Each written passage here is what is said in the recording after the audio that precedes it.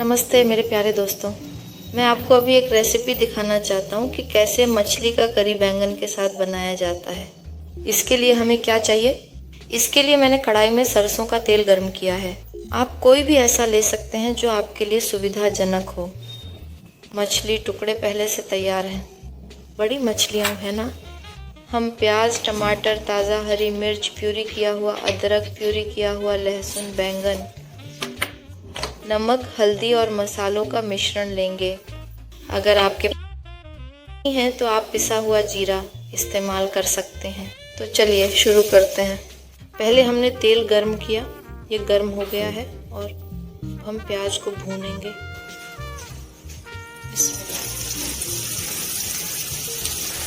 देखिए प्याज भुन गया है। अब मैं टमाटर डालूंगा।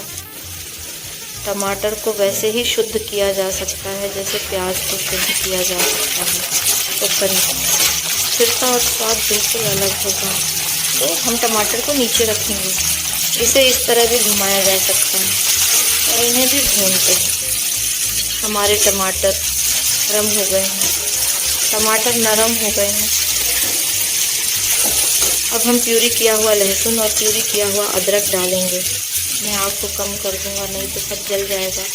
हम प्यूरी किया हुआ अदरक डालेंगे 1 चम्मच। हम इसे मिलाएंगे और हम अदरक डालते हैं 1 चम्मच। मिलाते रहें। ये प्याज और टमाटर के साथ अच्छी तरह मिल गया है। हम लहसुन डालेंगे 1 चम्मच और थोड़ा कम या थोड़ा ज़्यादा हो सकता है। यह अब आपकी पसंद पर निर्भर करता है। हम इसे भी सक्रिय रूप से मिलाते हैं। अदरक और लहसुन की सुगंध को उभरने दें। सुगंधित मिश्रण तैयार हो गया है। इसका मतलब है कि सब्जियां पहले से ही भुन गई हैं और केवल इसके बाद हम अब नमक डालेंगे। नमक स्वाद के अनुसार डालें। मैं लगभग 1.5 चम्मच डालूंगा। अगर ये कम होगा तो बाद में और डाल सकते हैं। यहाँ बहुत ज़्यादा हो जाएगा तो आप 1 चुटकी चीनी डाल सकते हैं। ये नमकीन को कम कर देगा। तो अब हम हल्दी डालेंगे लगभग आधा चम्मच।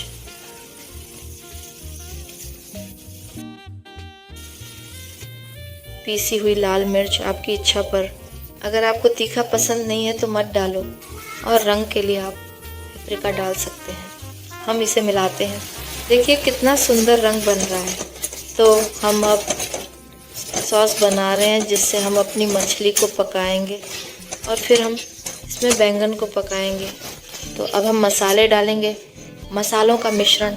यहाँ मेरे पास तेज पत्ते, सौंफ, धनिया, इलायची हैं। बहुत सारे भिन्न मसाले हैं। मैं भी खुद घर पर खाना बनाती हूँ। आप भी अपनी इच्छा से बना सकते हैं। अगर आपके पास नहीं है, ज़रूरी सामग्री नहीं है तो आप पीसी हुई जीरा और पीसी हुई धनिया डाल सकते हैं। ये भी बहुत स्वादिष्ट होगा।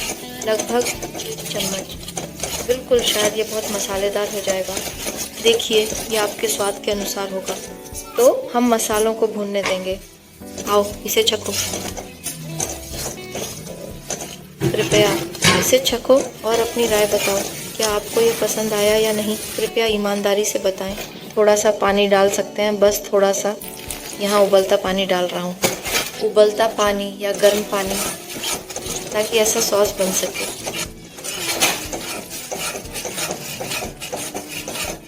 सब कुछ। अब हम मछली डालेंगे। हम मछली को बारी बारी से डालते हैं ताकि हर टुकड़ा हमारे सॉस में डूब जाए। तो हमारे पास सॉस है।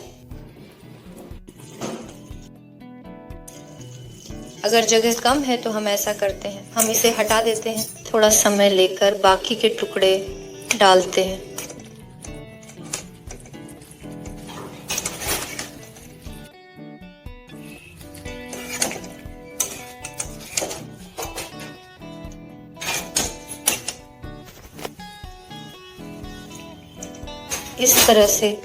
इस तरह मैंने मछली के हर टुकड़े को सॉस में दोनों तरफ डुबो दिया और अब हम उन्हें जब नीचे से थोड़ा पक जाएगा तो मैं चम्मच से टुकड़ों को धीरे धीरे पलट दूंगा और फिर हम उन्हें मिलाएंगे पतीले को घुमाते हुए।